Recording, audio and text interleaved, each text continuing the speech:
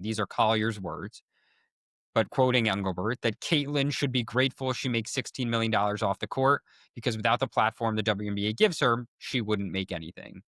And when we think about the ascent, I think one of the things that was super strategic about what Fee said was like that pits Caitlin Clark and all of her fans and what Clark Hmm. has meant for women's basketball up against Kathy Engelbert. I'm not sitting in the NBA offices right now, but I'd be hard pressed, I imagine, to find someone who says that when you think about the next 15 years of the league, who is a more important figure Yeah. in the history of women's basketball in the WNBA? Is it going to be, A, Kathy Engelbert or B, Caitlin Clark? You know, we do a lot of anonymous polling at The Athletic. What do we think the poll results on that would be, Mike?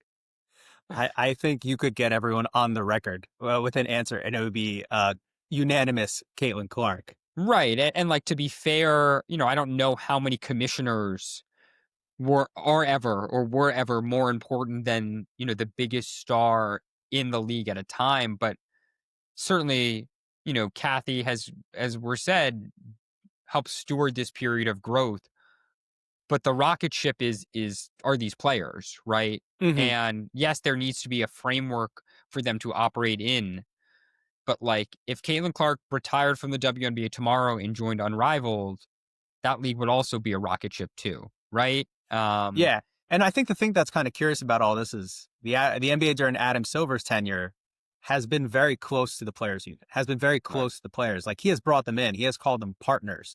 Um, he and LeBron James, he and the top players in the league, like there's no beef, no long-term beef. There are moments of beef. There are times when there's a hamburger in the middle, but like for the most part, everything is copacetic, and that's clearly not the case. And that's also kind of surprising considering the NBA's role in the W is that it has gotten to this point, right? Like it has gotten to this point publicly in such a way that is just I got to tell like Napheesa Collier, I don't know if she's a wrestling fan, but this is. And to be the most cliche guy on Twitter, like this was an amazing mic work. Like the way that she came out and made this whole thing was just the planning, the presentation, putting that in like a very dense 4.5 minutes and getting out, like kudos in terms of just understanding the theatrics and the drama of it.